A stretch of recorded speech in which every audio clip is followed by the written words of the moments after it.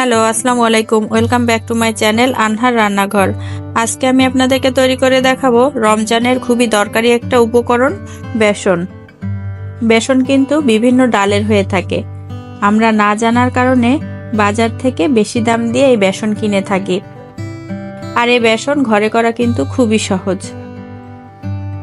আমরা যদি একটু কষ্ট করে ঘরেই বেসন তৈরি করে নিতে পারি, তাহলে যেমন টাকাও সেভ হবে, তেমনি আবার এটা হবে স্বাস্থ্যসম্মত। চলুন তাহলে শুরু করা যাক।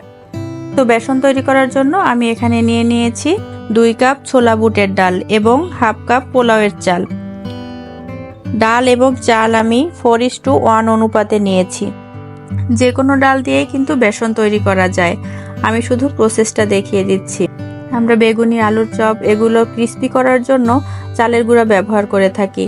আর এভাবে যদি বেসন তৈরির সময় আমরা চালটা দিয়ে দিই, তাহলে আর তখন এক্সট্রা করে চালের গুঁড়া ব্যবহার করতে হবে না। তো আমি এখন এই সব উপকরণগুলো ভালোভাবে ধুয়ে নিচ্ছি। আপনারা এখানে বিভিন্ন ধরনের ডাল ইউজ করেও বেসনটা তৈরি করে নিতে পারেন, যেমন খেসারির ডাল, মসুর ডাল, বুটের ডাল, যেটাকে আমরা অ্যাঙ্কর ডাল বলে থাকি। তবে ছোলা বুটের ডাল দিয়ে বেসন তৈরি করলে বেসন দিয়ে তৈরি করা খাবারগুলো অনেক বেশি ক্রিস্পি হয় এবং টেস্টও বাড়ে। এখন আমি ভালো করে ডাল আর চালটা ধুয়ে নিয়েছি। এখন আমরা স্ট্রেনারে করে পানিটা ভালোভাবে ছেঁকে নেব। তো পানিটা ছাঁকা হয়ে গেছে। এখন আমরা এটাকে একটা প্লেটে নিয়ে ছড়িয়ে রোদে শুকাতে দেব। রোদে 5 থেকে 6 ঘন্টা শুকানোর পরে আমাদের ডালটা দেখুন কেমন ঝরঝরে হয়ে গেছে। তো এখন আমরা ডালগুলো একটা হেভি বটম পাত্রে হালকা করে ভেজে নেব। ডাল এবং চালের মধ্যে যে অতিরিক্ত ময়েশ্চারটা আছে সেটা দূর করার জন্য ডাল এবং চালগুলো ভালোভাবে ভেজে নিতে হবে। এই পর্যায়ে চুলার আঁচ থাকবে মিডিয়াম লোতে। এভাবে করে ধৈর্য সহকারে আমরা সবগুলো ডাল এবং চাল ভালোভাবে ভেজে নিচ্ছি। ভাজা হয়ে গেছে। এখন আমি এগুলোকে ঠান্ডা করার জন্য একটা সাইডে কিছুক্ষণ রেখে দেব।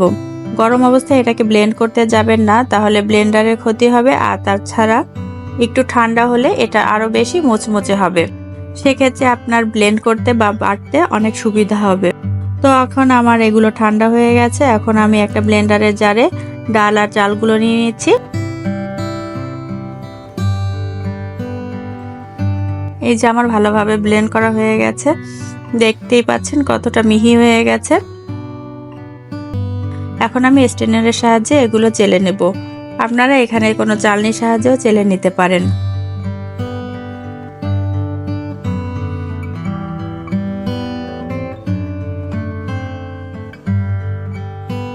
তো এই যে আমাদের বেসন তৈরি হয়ে গেল। তো দেখতেই পাচ্ছেন কত সহজেই আমরা ঘরে বেসন তৈরি করে নিতে পারি। যেহেতু ঘরেই খুব কম উপকরণ দিয়ে খুব সহজেই বেসন তৈরি করা যায়, তাই আমার মনে হয় না খুব বেশি একসাথে করে সংরক্ষণ করার দরকার আছে। তারপরও এটা যদি সংরক্ষণ করতে চান, এটা যে কোনো কাচের জারে সংরক্ষণ করতে পারেন। আর সেক্ষেত্রে ফ্রিজে রাখলে এটা বেশি ভালো থাকে। একসাথে অনেক বেশি বেসন তৈরি করতে চাইলে বেশি করে ডাল ধুয়ে শুকিয়ে তারপর বাজারে যেখানে হলুদ মরিচ গুঁড়া করা হয় সেখান থেকেও একসাথে বেশি করে গুঁড়া করে নিয়ে আসতে পারেন। তো রেসিপিটি আপনাদের কাছে কেমন লাগলো? আশা করছি আপনাদের খুবই কাজে লাগবে। যদি রেসিপিটি আপনাদের ভালো লেগে থাকে, তাহলে আমাদের ফেসবুক পেজ লাইক করবেন এবং ইউটিউব চ্যানেল সাবস্ক্রাইব করে আমাদের সাথেই থাকবেন। সবাই ভালো থাকবেন। আল্লাহ হাফেজ।